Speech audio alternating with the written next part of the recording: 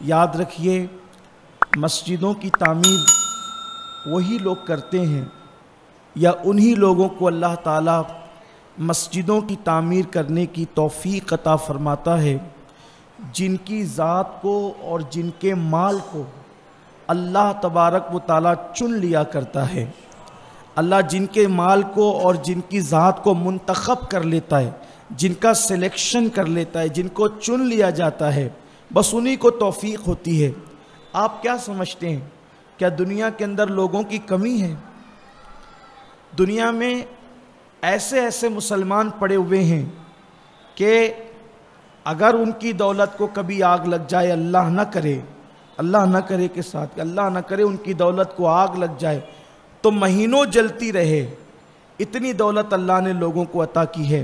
لیکن جب ان کے سامنے یہ ذکر ہوتا ہے کہ اللہ کی راہ میں خرچ کرو تو ان لوگوں کو ایسا لگتا ہے جیسے سنائی ہی نہیں دیا۔ لیکن اللہ کے ایسے بندے جن کو میرا اللہ چن لیتا ہے،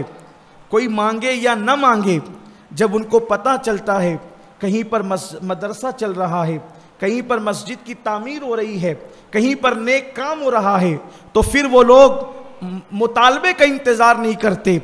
مانگنے کا انتظار نہیں کرتے، بلکہ یہ سوچ کر کہ میرے اللہ کا گھر تعمیر ہو رہا ہے، میرے نبی کا گھر تعمیر ہو رہا ہے، مسجد اللہ کا گھر ہے، مدرسے رسول اللہ کا گھر ہے، میرے اللہ کا گھر تعمیر ہو رہا ہے، میرے رسول اللہ کا مدرسہ تعمیر ہو رہا ہے، چل رہا ہے، یہاں پر یہ نیک کام ہو رہا ہے، وہاں پہ وہ نیک کام ہو رہا ہے، تو وہ مانگنے کا انتظار نہیں کرتے، بلکہ وہ خود سے لا کر اس انداز سے دیتے ہیں کہ چلو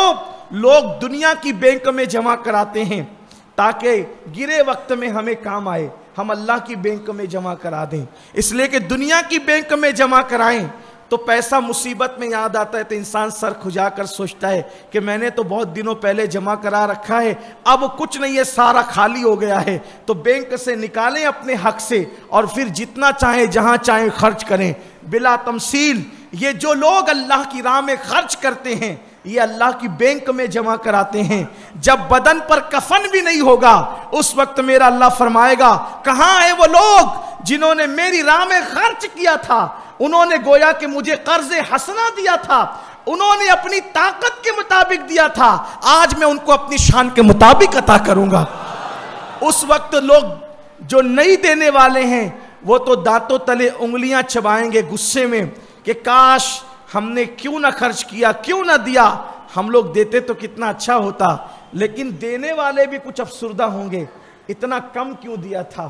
اور زیادہ دے دیتے تو یہاں بھی اور زیادہ ملتا، لیکن وہ دنیا، یہ دنیا ختم ہو چکی ہوگی، اس دنیا میں پچھتانے سے کوئی کام نہیں چلے گا۔ میرے آقا صلی اللہ علیہ وسلم کے دیوانوں، مسجد بنانے والوں کا انعام کیا ہے یہ تو اللہ ہی جانے، صرف جو مسجد میں روشنی کر دے، جو مسجد میں روشنی کر دے، صرف روشنی کر دے، اس دور میں جب یہ فرمان جاری کیا گیا کہ جو مسجد میں روشنی کرے گا، اس دور میں مسجد میں روشنی کرنے کا طریقہ چراغ کا جلانا ہوتا تھا۔ حدیث پاک میں آتا ہے جو مسجد میں روشنی کرتا ہے، صرف چراغ جلا دیتا ہے، تو اللہ تبارک و تعالیٰ کے وہ فرشتے جو حاملین عرش ہے، یعنی جنہوں نے اللہ کے عرش کو اٹھا رکھا ہے،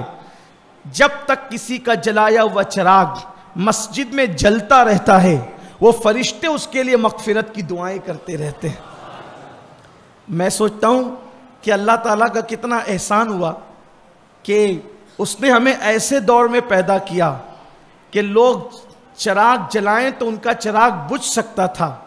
لیکن اللہ تعالیٰ نے تو ہمیں لائٹ کے دور میں پیدا کیا، اس کی تو کوئی مدت ہی نہیں ہے۔ اگر ہم یہاں روشنی کریں، صرف روشنی کرنے والے پر یہ انعام ہے کہ مغفرت کی دعا ہوگی جب تک کہ روشنی ہوگی، تو جو مسجد میں اینٹ رکھے اپنے پیسے سے، مسجد کے اندر کوئی اور چیز لگا دے، تو اس کا مطلب یہی تو ہے کہ جب تک آپ کے پیسے کی اینٹ، آپ کے پیسے کی ریتی،